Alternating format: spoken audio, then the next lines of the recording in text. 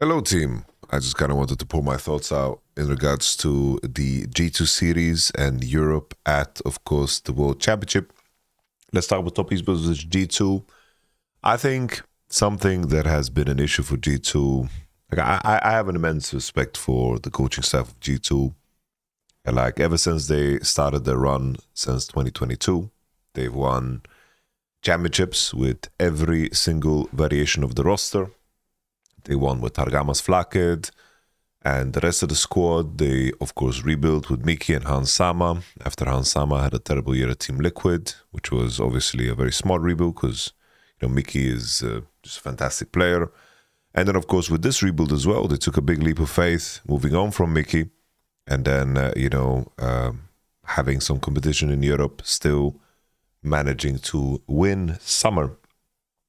I think that they do a great job of fulfilling the potential of the team.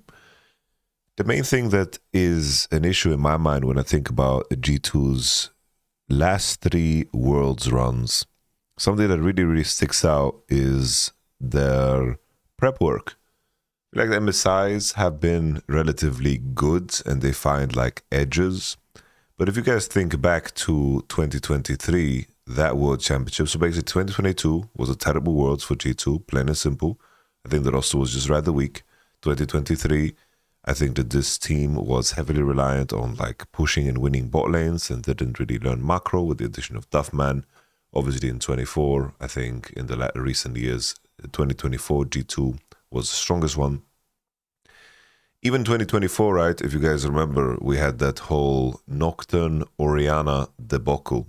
So 23, we had the Kalista Draven Orianna ban just completely checkmating G2, meaning that their preparation was just so damn limited that they kind of ran out of steam. Sure, we can say that that's something that is a team issue. Hard to know exactly who to blame because there's a lot, of course, there's a lot of lines of continuity in terms of who has been on the team and who's continued on the team. Coming into 2024, we had this whole problem about the over focus on Nocturne Orianna. I will just show you guys just so you are in the loop. So 2024, I think the team was so damn strong, but they didn't qualify, of course, to the main event due to their draw. If you guys remember correctly, we had, of course, in the group stage, if you guys remember, we had G2 starting off with the win against Pain, and then G2 played against HLE. If you guys remember, this game was really, really close. This was a very, very long end game, very, very long end game where G2 could have maybe pieced it together if they had, more better, stronger player on their TPs. And then they had, of course, in the win against Weibo Gaming, where they played, of course, the Orianna Nocturne, and this is where they found some success. They caught the Jhin, they caught the Rumble on side, and they played a very, very decent game, caps a very strong Orianna. The key detail about Orianna and Nocturne, for those who want to know, is Orianna and Nocturne as champions, the combo got nerfed. So basically, Orianna and Nocturne, they can combo, but if you pick it only for the sake of the combo, then you're not going to make it. If Orianna and Nocturne are good in isolation, meaning Orianna lanes well into Tristana, Nocturne can be very good against Rumble and Jhin. If they are good standalone champions, they are worth to pick. You never pick it only for the combo. Nevertheless, G2 then went into the series against T1. They had the Nocturne Orianna. And then at the next game, Nocturne Orianna again. They just stuck it. They just held on to it.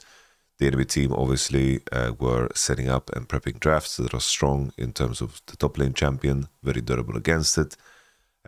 You could argue that this game was very close. This was the game where they broke 3 inhibitors and still managed to lose the game. But the main thing for me is just the one thing that just stood out so clearly is that over-obsession on Orianna Nocturne. And sure, you can say that they are sticking to prep and so forth, but it just made them so predictable and inflexible. If you're coming into a game against Bilibili and you're not removing Jax, keep in mind this is the Jax year where Bilibili went all the way to the finals. I know you're not too hot on Bin, but they slammed Orianna Nocturne so damn predictable in an obviously very unplayable Nocturne Orianna draft. And I bring all of this up, right, because the series really truly started when it became flexible and played into some strengths and became like unique. They had the counter pick into the Gnar, and the Silas with Nico showing, and they kind of were a lot more dynamic in their approach. And then eventually the series obviously got a lot closer. We had the Mickey Tarek as well that took the enemy team for a spin. Obviously, Bilibili was a fantastic team with this World Championship. Keep in mind, this is the Bilibili that went to the finals, beat HLE, and looked really, really good. This was 5-game against, of course, T1. So G2 being very competitive with them was very impressive. I think the 2024 year was far more impressive than the current one in terms of level of play. Like, let's say, potential seeding. Because obviously for this one, G2 were a lot more lucky with the draw. I did predict that they would be better than FlyQuest, and that, of course, landed super well and aged super well. But at the same time, I did say best in the West, still king of nothing. So top esports today, we take a look at G2's prep work. The main thing for me that is strange, right, is that their overemphasis on, of course, going to the red side. So we had this situation where top esports gets blue, they go for the Wukong, they slam Orianna Koki rather than looking for the Azir angle. That's fine, they pick Orianna to be more durable against maybe the melee all-ins.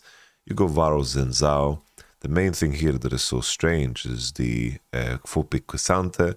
It's very clear that top esports need a carry bruiser top lane, and K'Sante invites that in a very easy way. They get Ambessa that scales well into K'Sante, lanes well into K'Sante, and Ambessa is going to be able to get 3 items in such a game. It's very obvious that Wukong and Akali are hoping that they get some kind of a diver.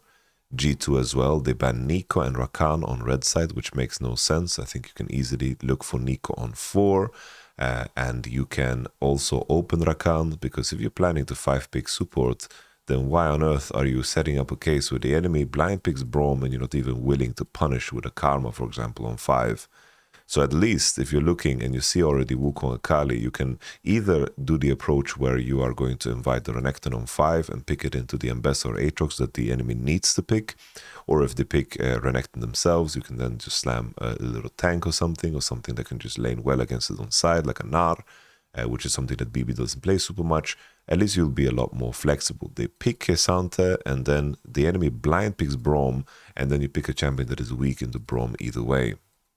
In this particular game, top esports just showcased what it means to just be stronger on side, and they just created a situation where G2 completely overgrouped because they had no way to contest.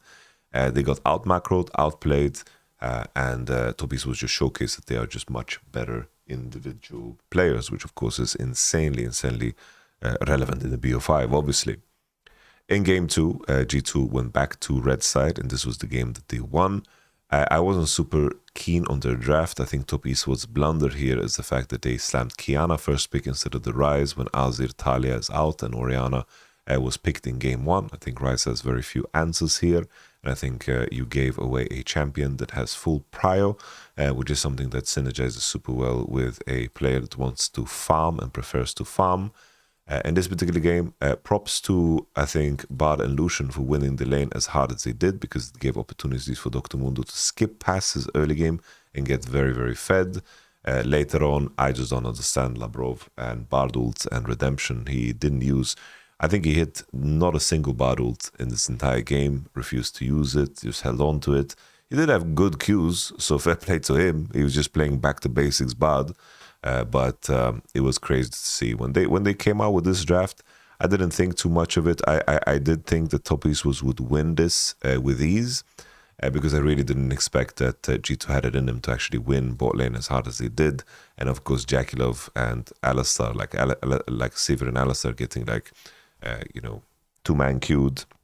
I like the G2's prep work here. They did a very good level 1 plan, got the info, Kiana batting at the top, setting up the dive for Mundo. I think these were like this was like some clever moves. I think they did a good job. I think this game was straight up a battle of the 2 dragons, 2 raging dragons just swimming against each other, creating electric currents. And those 2 dragons were called Labrov and Hang. Hang. It's just 4 a.m. I'm spacing on the name. Forgive me, guys. Hung. Yeah, Hung. Hung. And in the grand scheme of things here, it's like the game kind of just exploded before Yon could leverage the fact that he had Blade.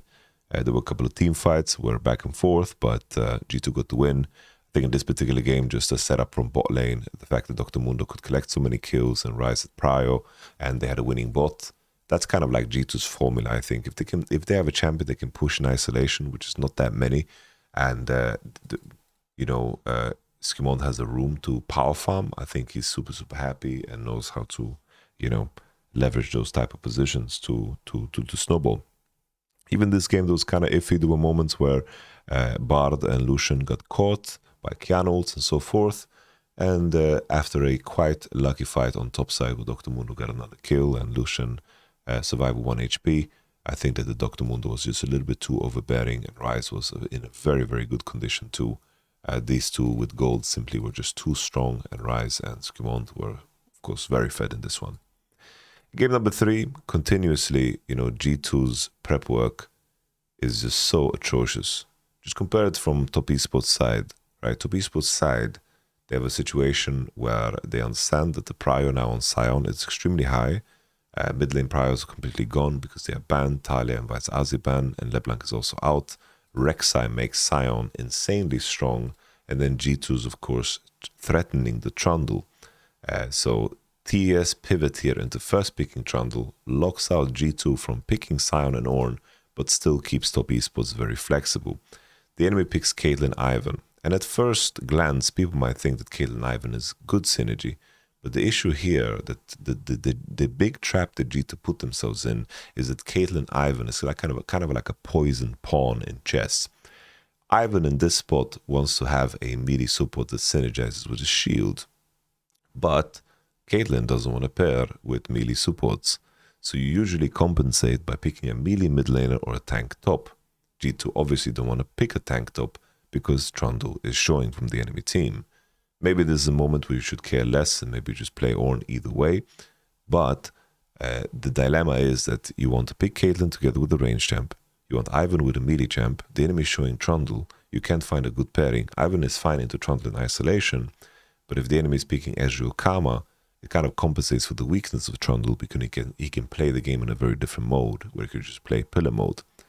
Picking Thresh into Ezreal Karma Trundle showing, Thresh gets outranged, out-kited. And if Thresh needs to be the one engaging, this is going to be a very, very useless champ. Thresh is very good when the enemy needs to force into you. Caitlyn is very good when the enemy needs to force into you. But the Ezreal Karma lock-in, it's a very, very specific trick that we see often in the LPL and the LCK as well. If the enemy shows Caitlyn, just slam Karma. Caitlyn, in this case, what Caitlyn players do is that they just pivot into melee support and play that matchup anyway, as long as it's one with, some hard CC and not a weak early. So you can play like Caitlyn Nautilus in worst case, Kate Blitzcrank as well, even though Ezreal is showing. But they picked Thresh here because it's Lavrov comfort, the Dr. Mundo comfort worked, but the issue is out of the gate, you're already in trouble. So Top Esports ban more top laners to set up, of course, the tanks because they can pick them and they think G2 won't pick them. And then, of course, they banned out champions to set up an Aatrox blind. They didn't think too much of BB's Renekton, and I think that's a clever move, even though they did get first blood on Aatrox. But the worst part about this G2's draft is, of course, the final pick. They lock in a Sylas that has access to absolutely no useful ults in a losing matchup, gets outskilled in the game, and G2 gets heavily outranged in the game, and the only engaged tool they have is Sylas with Hwei ult. Think about that. It's like either you flash Flay, Renekton flash stun, or Sylas with Hwei ult. That's your engage against Ezreal, Karma, Hwei. So Top Esports really blasted them sideways in this draft. Caitlyn Ivan, as mentioned before, really poisoned pawn, and Top Esports pivoting to Trundle first pick is just magnifique in terms of the context of course, the OP champions. I think also, if you're in this spot, G2, I think the enemy picks Ezreal Karma, you just need to go balls to the walls. You just need to either contest with the Lux, or you just pick a melee support and fight to the death, and you try your absolute best from that type of a direction. Thresh just doesn't work, and there's no value against the 1, 2, 3. So that part is just simply terrible, in my opinion. I think G2's draft here was unplayable from the get-go. You saw in the game, Sylas couldn't do much. Top Esports have better early, and they have better scaling, And they have, of course, just, just amazing standoffs where the enemy team, like the only engage they can hope for is a flash flame. So I point this out because obviously I do think that G2 has two issues. I think that the ceiling of this team is way lower, which is, of course, a problem of Europe, where there's not a lot of players that are capable of throwing wrenches into the cogwheels of Asian teams. There's not a lot of players that have the capacity to, find and search for those opportunities when they appear, because obviously even the best teams in the world make mistakes. A player like that is Mickey. People often say Mickey is an int or whatever. Mickey is the type of player that is going to find and win games that no other support currently in Europe is going to be able to win. And that is very relevant at the World Championship. People that think back to G2 and their performances at Worlds, the good ones during the last couple of years, they were all in relation to Mickey X's performance or Caps' performance. These are the guys that are capable of having a 10 out of 10 game on certain moments and certain champions. Think back to 23 and that amazing Lissandra game from, of course, Mickey. Think back to their MSI when they went to 5 games against T1 or beat Top Esports. That was Mickey like completely ham-fisting lane phases together with Hans Sama. They were laning together incredibly. I just bring you back to that T1 series in that game 5. They were 3k gold ahead with Jinx Poppy into a Varus lane because Mickey was just so damn goated on Poppy ahead of everybody else. They managed to lose because of LDR shenanigans and of course Aricham. But I just wanted to highlight that Mickey X in those deep games, even the series they played against T1 last year at Worlds, or his where he played like into Keria. I think his Leona performances and his tank performances were like just better than and competitive with Keria, because obviously during this Worlds Keria was not too big of a melee champion player. Keep in mind, Keria was goated and the best support. But in melee versus melee, like Mickey could actually compete and contest. In the end, Keria, of course, went through that whole World Championship by just leaning into Pyke, Bard, Rakan, and just switched up the champion pool away from the melees. So obviously, I'm not saying that Mickey X is better than Keria. Yeah. Nevertheless, this Game 4 draft, this is where I thought G2 really cooked. This is a very, very good draft. Why is it a good draft? Well, it depends on how people respond, right? So G2 ban Jarvan, Aurora, Mordekaiser. Trundle is out from before, so Sion gets value. Enemy bans Sion. First pick Draven.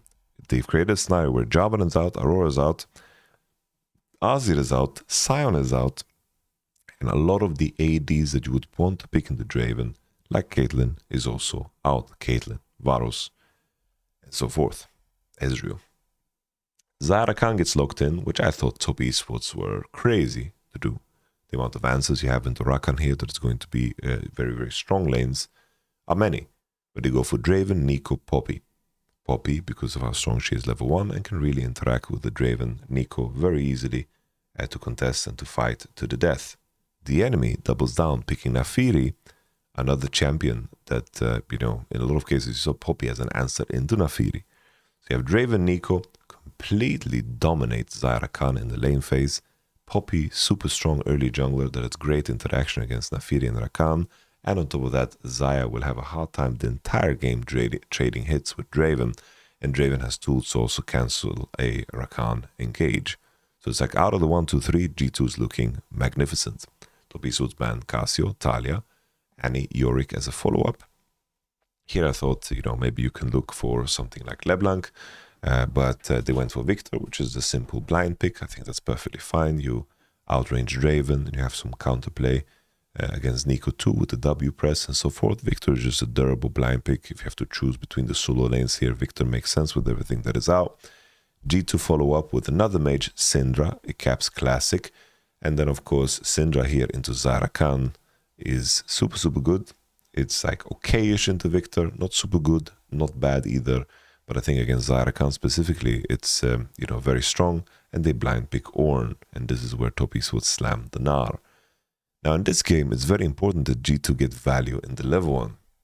I just want to highlight this from the gameplay perspective, just so we're on the same page in regards to what we have here. Let's see, G2 versus, of course, TES, game number 4. Let's take a look at this. Angle here. So we mentioned the draft. I think the G2 come out of this draft in a very happy position. So there's two approaches you can do it. The G2 approach was that they created, of course, the lane swap scenario where they wanted to create a split map and then together Drave and Poppy just dive top. Kanavi sticks around for a very long time to harass Skewmond, and Hansama really wants to secure this for Skewmond. And then in the end, Kanavi sticks around and then Skewmond just kites. And then in the end, he doesn't use his smite and Kanavi walks back to do his wolves. So this is the G2 plan. They want to lane, Nico Orn bot, and then Skewmond takes chickens, red, golem, dive top. So already Kanavi, from taking a couple of small ones and additionally pulling Draven's time to, of course, make sure the Skewmond gets his camp, Hansama already missed 3 melees. So him stacking a wave is already going to be difficult. What Tafiri does here is that he takes wolves and then he crosses and makes sure that he doesn't get spotted on the ward, which is just magnificent here. He doesn't get spotted on the ward and he knows that Skewmond used smite, and Kanavi has such a good read on the timer here that he knows he'll be on time and denies the golems, meaning that Skewmond is stuck on, of course, level 2. So Kanavi masterclass, because he knows if he lets Skewmond take these, then Draven will push this wave in and then Poppy will dive and break the Poppy's neck in a very, very easy way. Could be arguable that it might be difficult because Hansama lost so much XP, he wasn't on the wave, he's not stacking the wave, and 369 got so much, mega bar stacked. It's just that Kanavi really solved this and made sure that, Draven pulled time and Skewmond didn't get level 3.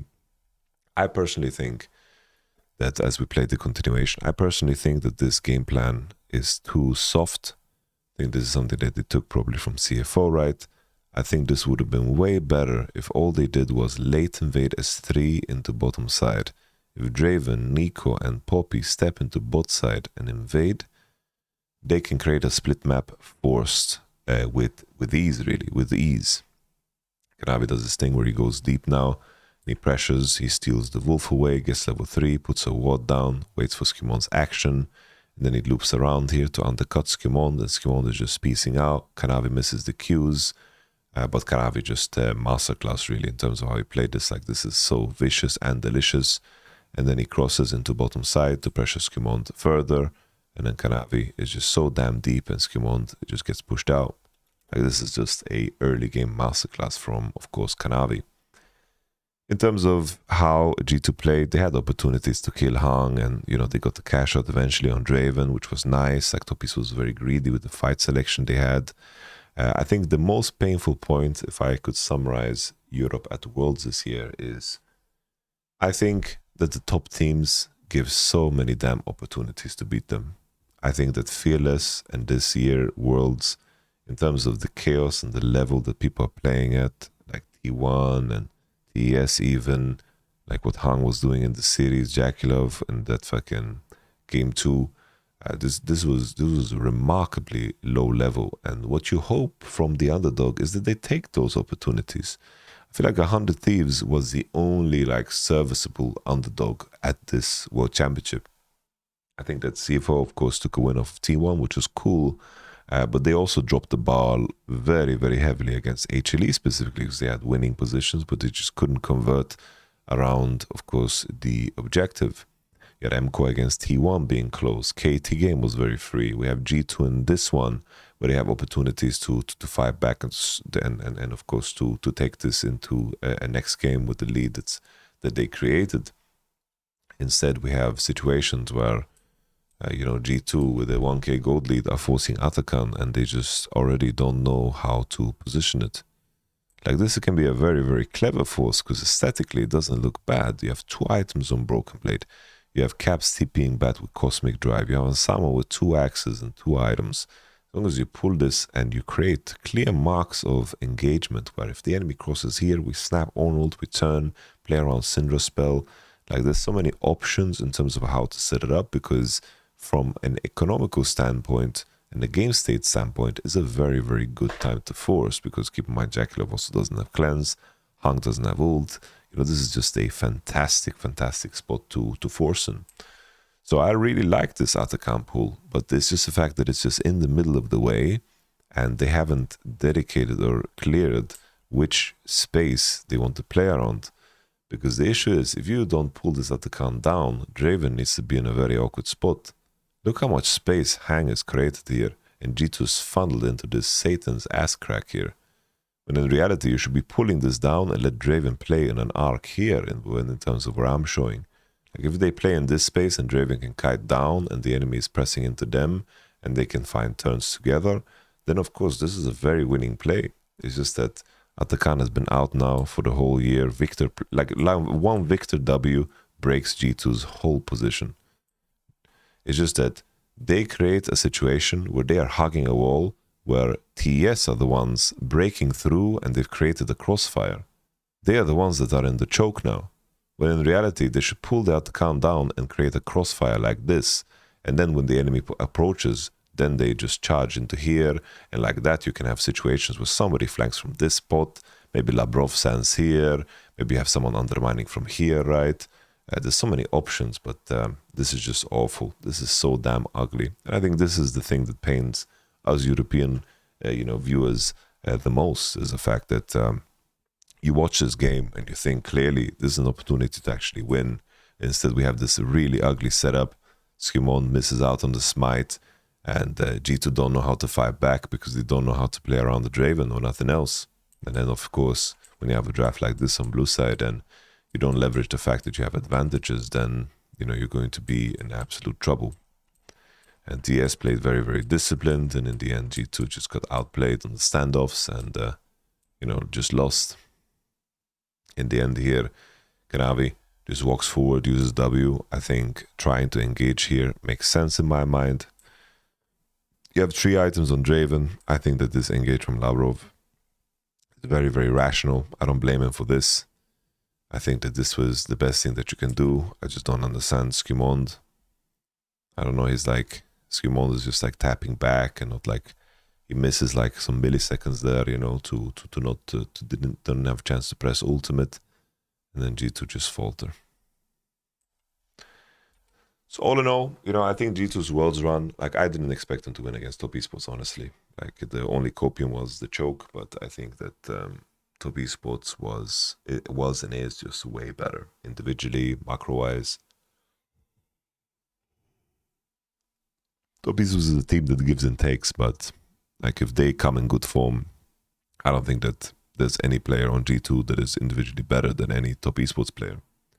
And I think that obviously there are a lot of people out there going to be like, yeah, Cream, all that jazz. It's not that strong of a player, but like when he's on, he's one of the best mid laners in the world. It's just that, yeah, his track record at the internationals just hasn't been good outside of like EWC, right? So I understand why someone who doesn't watch LPL doesn't know the upside of this player. But Cream has been pretty damn solid this year. So there's that.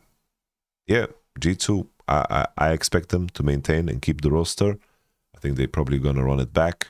But there's something to say about G2's preparationary work at these World Championships, because I cannot just walk away feeling so disappointed. I think this was such a massive draft gap. This is completely unplayable for G2.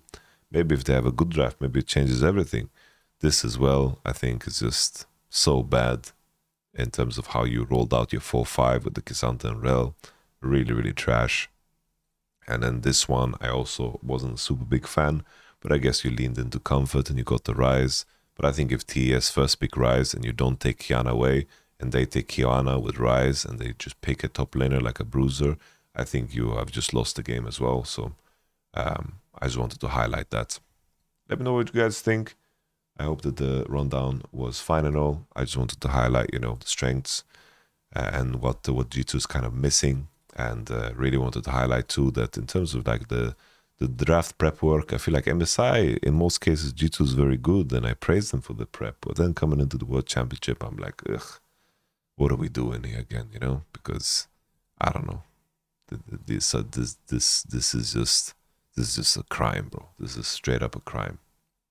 But that's, sometimes it can be the limitation of your players too. You know, they think that you know, Skimond and Labrov are not performing, so they lean into comfort to try to, you know, get them to, you know, perform and then to build their confidence. Doesn't work out, but you know, this is the World Championship. You know, you don't get to like play random champions as confidence builders and hope that that momentum carries over. Catch you guys on the next video. Peace.